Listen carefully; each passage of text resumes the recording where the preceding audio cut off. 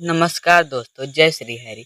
मृत्यु एक ऐसा सत्य है जिससे कोई भी बच नहीं सकता। जो इस संसार में आया है उसे एक ना एक दिन इस दुनिया को छोड़कर जाना ही पड़ता है। लेकिन क्या आपने कभी सोचा है कि मृत्यु के बाद क्या होता है?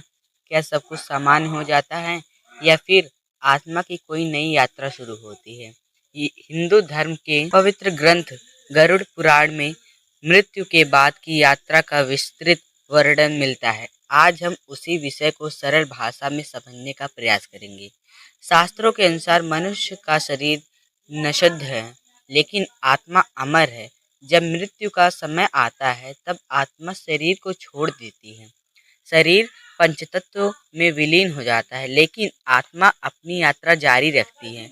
कहा जाता है कि मृत्यु के बाद आत्मा कुछ समय तक अपने घर और परिवार के आसपास रहती है। वह अपने प्रियजनों को देख सकती है, लेकिन उनसे बात नहीं कर सकती। यह स्थिति आत्मा के लिए अत्यंत भावुक मानी जाती है। गरुड़ पुराण के अनुसार आत्मा के साथ उसके कर्म भी चलते हैं। जीवन भर किए गए अच्छे और बुरे कर्मों का लेखा जोखा उसके साथ रहता है।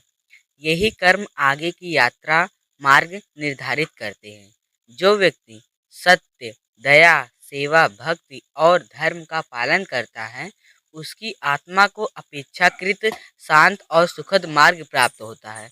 वहीं जो व्यक्ति दूसरे को कष्ट देता है, छल कपट करता है और अधर्म के मार्ग पर चलता है, उसे अपने कर्मों का फल भोगना पड़ता है। धार्मिक मान्यताओं में यमराज का उल्लेख मिलता है। उन्हें न्याय का देवता माना जाता है। कहा जाता है कि वे आत्मा के कर्मों के अनुसार न्याय करते हैं। शास्त्र यह भी बताते हैं कि मनुष्य का प्रत्येक कर्म महत्वपूर्ण होता है।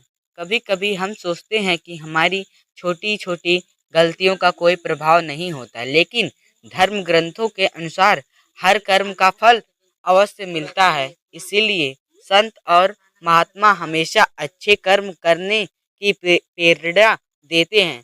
वे कहते हैं कि धन, पद और प्रतिष्ठा यही रह जाते हैं, लेकिन कर्म हमारे साथ चलते हैं।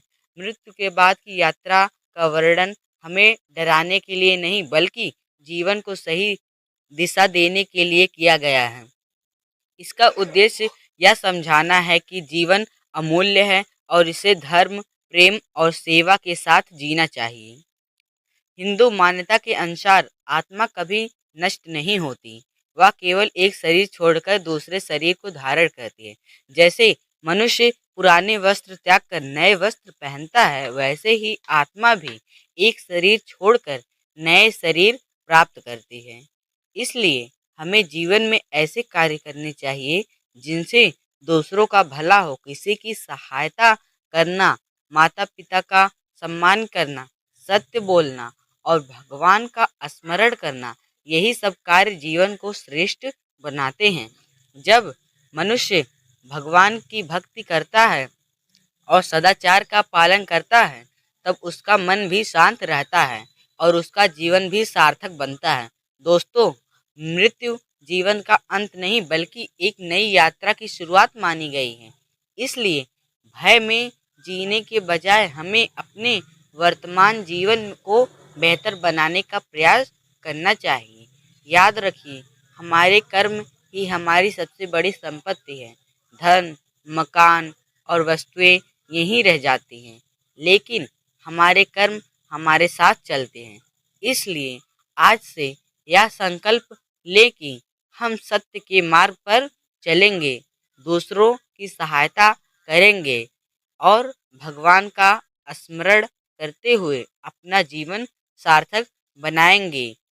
पन अगर आपको यह जानकारी पसंद आई हो तो वीडियो को लाइक कर, चैनल को सब्सक्राइब कर और कमेंट में लिखें।